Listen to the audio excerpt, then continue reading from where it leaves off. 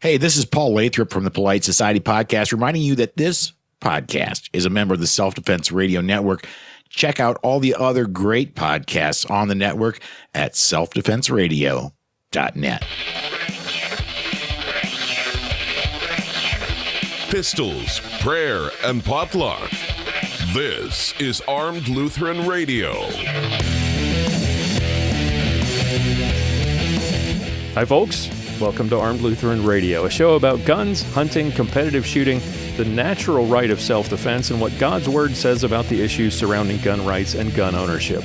I'm your host, Lloyd Bailey, the Armed Lutheran, and this is episode number 178. Thank you so much for making Armed Lutheran Radio a part of your week.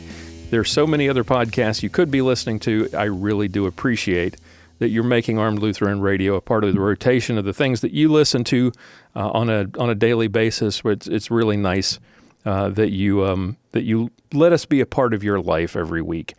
Today it is supposed to be our Clinging to God and Guns segment with Pastor John Bennett from St. John's Lutheran Church in Willow Creek, Minnesota, or Willow Creek, as he says. But he's unable to join us, unfortunately. He just got back from vacation in Los Angeles, and he's been under the weather ever since. We joked earlier he probably, took a wrong turn through a homeless shanty in Los Angeles on his way to Disney, and he caught cholera or something. So, or more likely, it's his violent allergy to liberalism that's got him down. So, whatever it is, please keep him in your prayers. Hopefully, he'll be back with us next week. So I'm rolling solo today, and I wanted to talk a little bit about a couple of stories that showed up on my timeline that caught my attention. I really thought I would like to comment on. But first, before we do that, let's talk about money. In a sermon in 1533, Martin Luther wrote about how King Midas, you probably remember King Midas from the fairy tales, the king that everything that he touched turned to gold. Luther talked about how once Midas had all that gold and gold beyond counting, what good was it? It wouldn't give him eternal life. It wouldn't give him the grace of God. It wouldn't turn aside God's wrath. But it can help you support Armed Lutheran Radio and help us continue to provide you with the Christ-centered pro-gun content that you've come to know and love. Armed Lutheran Radio is listener-funded, so we rely on the generous support of our listeners to keep doing what it is we're doing here. And the best way for you to support us is by joining the Reformation Gun Club on Patreon. For $1 or $2 or $5 a month, you get access to lots of exclusive content, some pretty cool Armed Lutheran swag, including free electronic versions of my new books, and the satisfaction of knowing that you helped make all this possible. Check it out today at armedlutheran.us/gunclub. All right, the first story I wanted to discuss, you probably saw this. This is out of Japan. From the Associated Press. A man screaming, "You die," burst into an animation studio in Kyoto, doused it with a flammable liquid, and set it on fire on Thursday, killing 33 people in an attack that shocked the country and brought an outpouring of grief from anime fans. 36 others were injured, some of them critically, in a blaze that sent people scrambling up the stairs toward the roof in a desperate and futile attempt to escape what proved to be Japan's deadliest fire in nearly 2 decades. Others emerged bleeding, blackened, and barefoot. The suspect, identified as a 41-year-old man who did not work for the studio, was injured and taken to a hospital. Police gave no details about his motive, but a witness told Japanese TV that the attacker angrily complained that something of his had been stolen, possibly by the company. The blaze started in the 3-story building in Japan's ancient capital after the attacker sprayed an unidentified liquid accelerant, police and fire officials said. Japanese media reported that the fire might have been set near the front door, forcing people to find other ways out. The building has a spiral staircase that may have allowed flames and smoke to rise quickly to the top floor. Fire expert, whose name I'm not going to try to pronounce, at Waseda University said that paper drawings and other documents in the studio may also have contributed to the fire's rapid spread. Firefighters found 33 bodies, 20 of them on the third floor and some on the stairs to the roof, where they apparently collapsed. Two were found dead on the first floor, 11 others on the second. Now, first, as politically incorrect as it is in America today, my thoughts and prayers go out to the victims and their families. What can we learn from this? Before we get to the theological lessons, to the lessons about the gun debate in this country, let's look at what happened here and channel our inner Aaron Israel and talk about some lessons for personal safety. The first thing that came to mind was, it sounds like if what has been currently reported is true, this fire was set near the front door and it forced the employees to find alternate exits, and apparently none of them did. So ask yourself this question: where you work, assuming you don't work at home like I do, where you work, do you know how to get out in an emergency? Are there alternate exits that you could access if there is a fire or a gunman or some other obstacle that keeps you from going out the way you normally come in? So the lesson for us in terms of personal protection from this story is a practical one. Have an emergency plan wherever you work, even at home where you live. Practice it. Learn it, walk through it, make sure that you understand it, make sure your coworkers and your family understand it. So if you have to get out in a hurry, if the way that you normally come in and the way you normally go out is blocked, that you know how to get out of the building in case something crazy like this happens. The other lesson here is obvious, and it has a tie to the gun debate. And I'm not going to so crassly, I've seen some posts that have said things like, well, at least he didn't have a gun and this sort of thing. I'm not going to go to that. I'm not going to go that direction. But here we have a mass killing in an Asian country, right? We're always told that mass killers are white people, and it's white privilege that drives these things. But here we have an Asian man in an Asian country, in a country where guns are generally banned, and no gun was needed in order to kill 33 people. If you're really determined to kill people or to cause mayhem, you don't need a gun.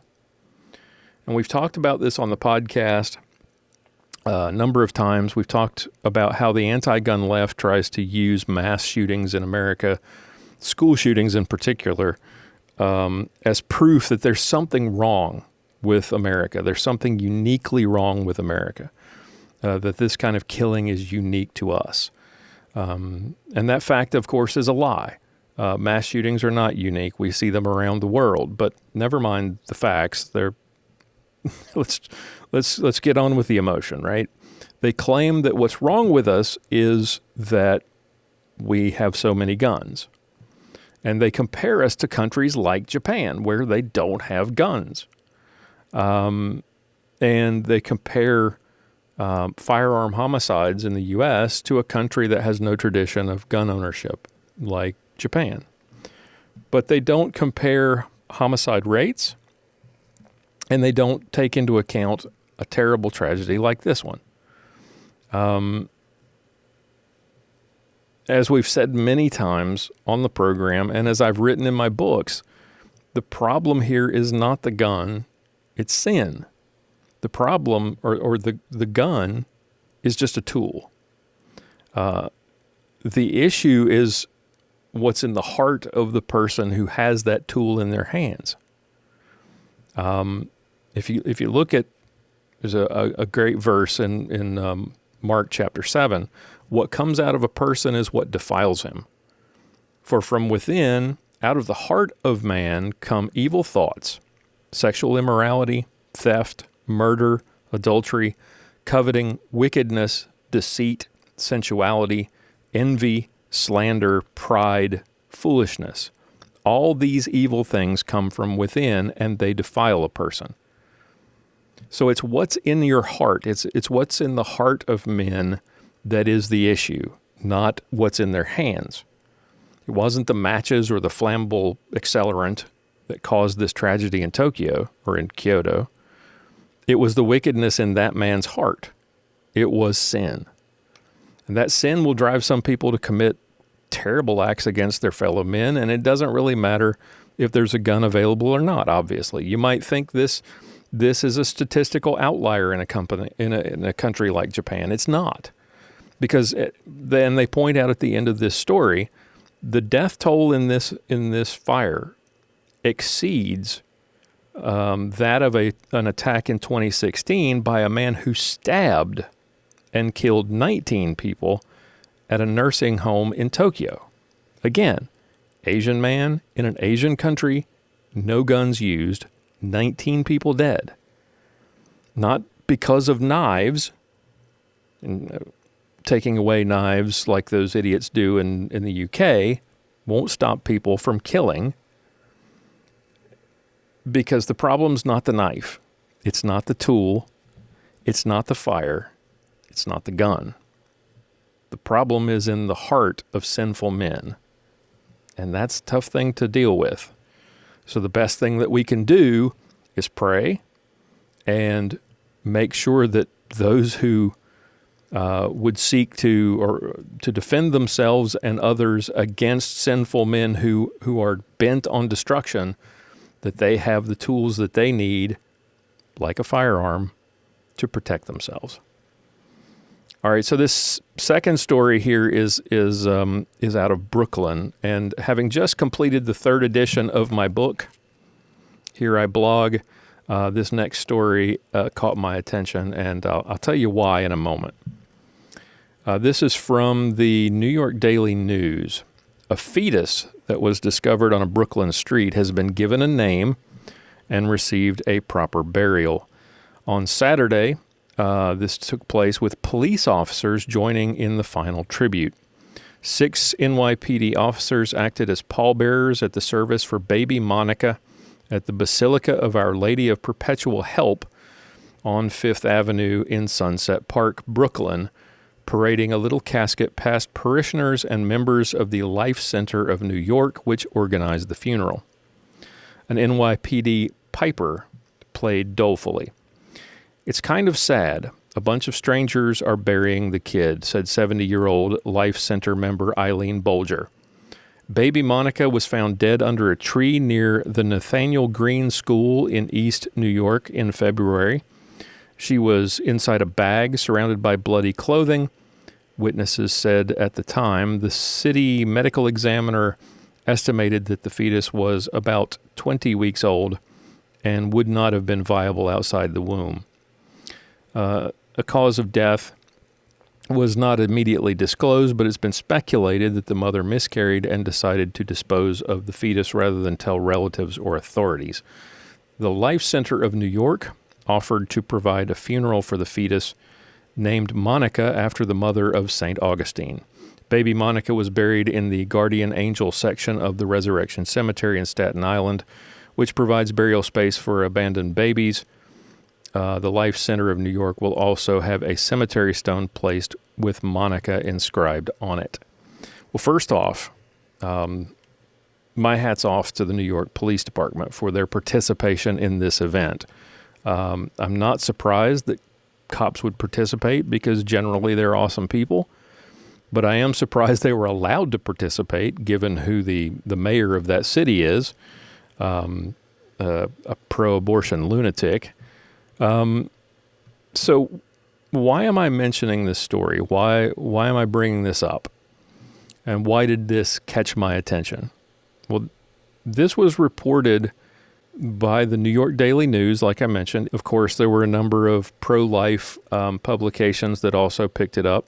And it got a surprising but extremely brief mention in the Associated Press. It was completely ignored by Reuters, the New York Times, Washington Post, all the major news networks. None of them covered it. Why is this important? Why am I talking about it? Why am I bringing this up? We're often told that a child in the womb, especially that young, a child at 20 weeks, is not really a child. We're repeatedly told that it's a choice. It's a parasite. It's something to be discarded, like an appendix or your tonsils, or, it's just a clump of cells. And here, in this event, in this funeral, we see this clump of cells being treated with respect, given a name, mourned by people who have no idea who the mother is. It's an encouraging sign, in my opinion. This took place in one of the boroughs of the largest city in a state where just months ago, the governor and legislators were cheering the passage of a law that legalizes abortion without restriction up to and including the day of birth. I mentioned in my book, and I held it up earlier, Here I Blog, which I recently re-released. I mentioned that earlier because in that book, I have a chapter that I wrote back. It's based on something I wrote back in the pre-podcast days in 2015. It's a chapter called The Way Back to the Narrow Gate. And in that chapter, I wrote about the difficult task that we face in saving the culture. Because I really think we face a difficult time right now because the culture is not positive. And I talk about how the state of the culture contributes to the violence that we see. When people are on the left are screaming for gun control, the problem is not guns, like I said, earlier. The problem is there's something tragically wrong with our culture. I talk in this chapter about promoting a culture of life. I talk about different suggestions for things that we can do to start turning things around. And the reason that the left doesn't want to talk about these things, and the reason the left always wants to grasp for gun control, is because that's an easy fix, right? It's something easy. We'll pass it. We'll pat ourselves on the back. We'll tell ourselves, hey, we've done something. When the fact is they haven't done anything. The problem that we face in our society, the problem that we face in this country is it's more difficult to fix. It's not an easy fix. It's something that the decay of the culture has taken generations. It's been declining since the 50s. And it's not something that we're going to fix easily. And that's not and long drawn out difficult fixes are not the kinds of things that quite frankly that politicians are good at or interested in because they can't take credit for it. I talk in this chapter about promoting a culture of life as a way of turning things around, because too often the culture cheapens life and it celebrates death at all stages, not just I know we talk a lot about abortion, but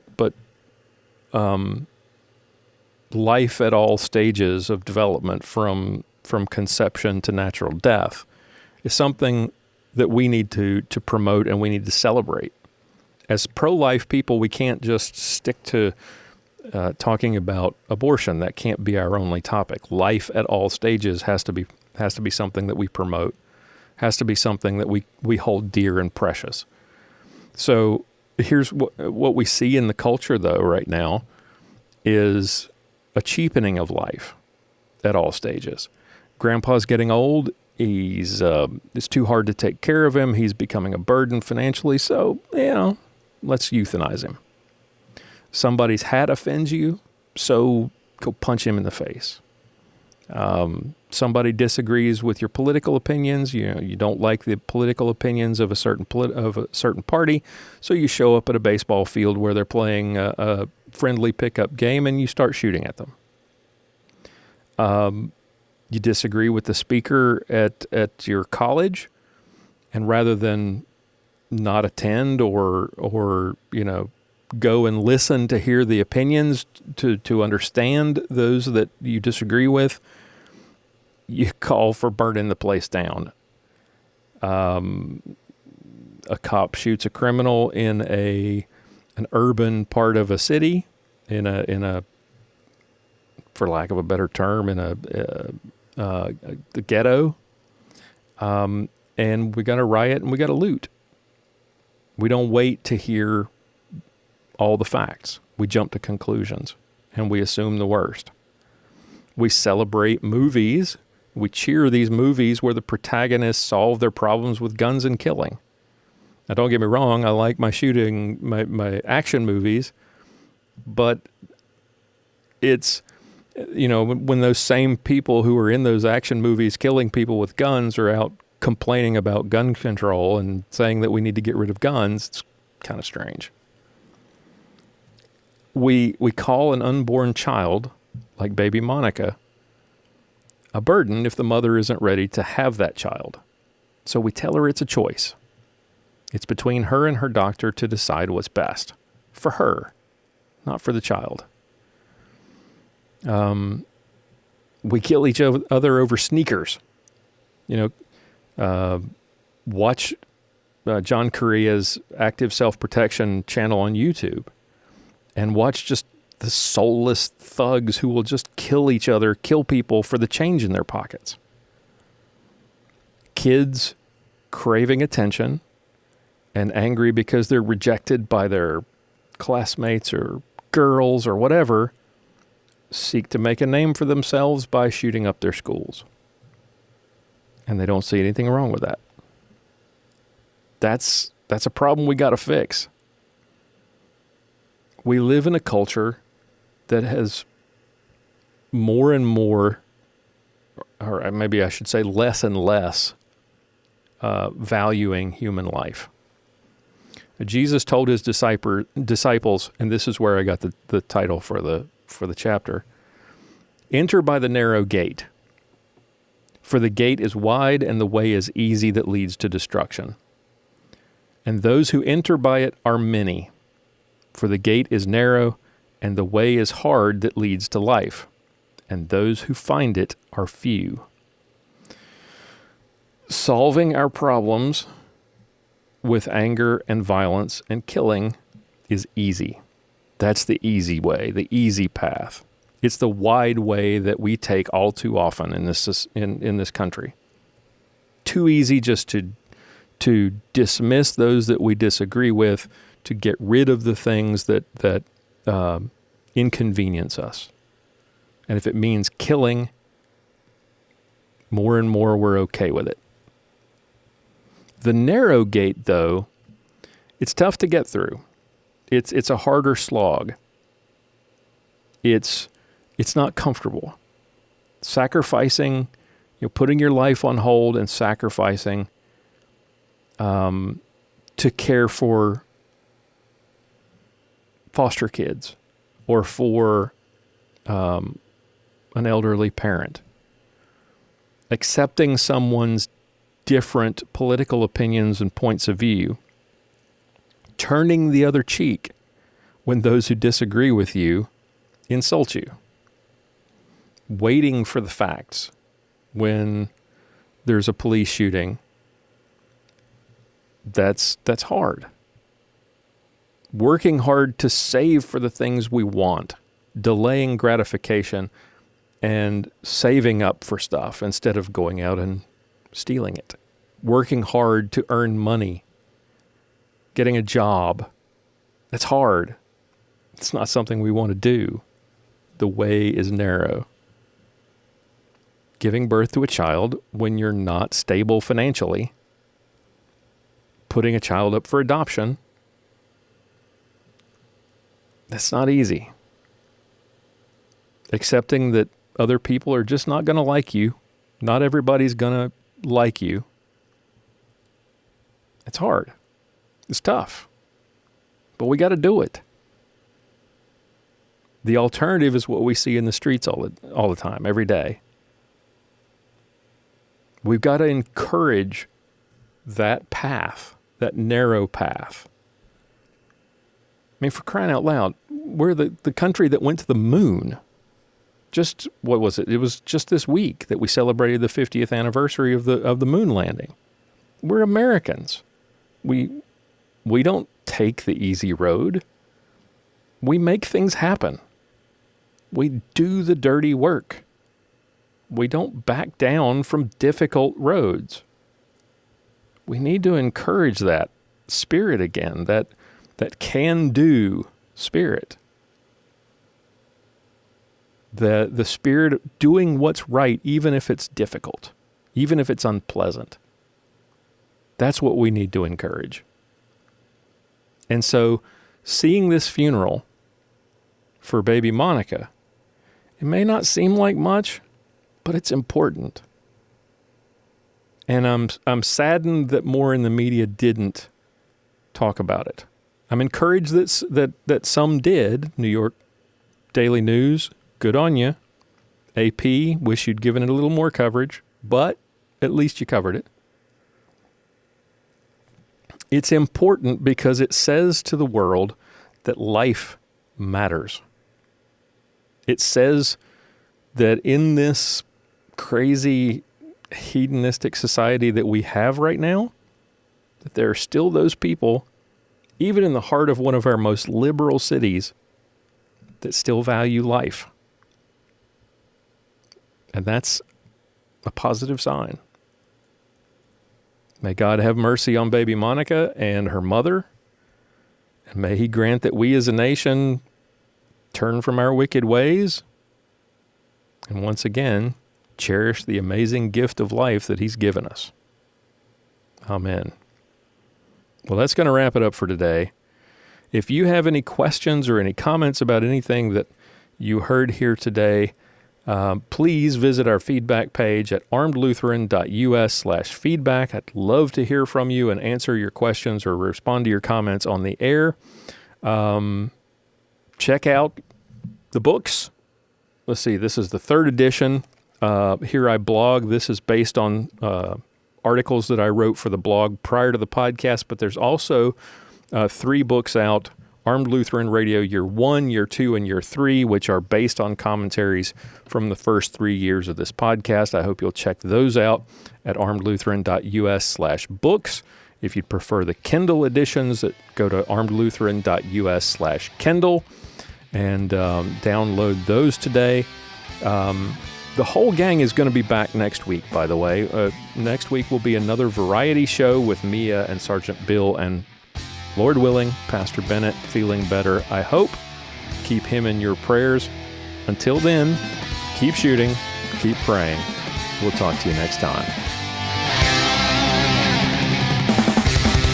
For show notes, be sure to visit our website at www.armedlutheran.us. Check out the Facebook page, The Armed Lutheran, or join our Facebook group, Fans of Armed Lutheran Radio. If you like what you hear, please leave us a comment on our feedback page at armedlutheran.us/feedback or a review on iTunes and let us know what you think. Thank you for listening to Armed Lutheran Radio.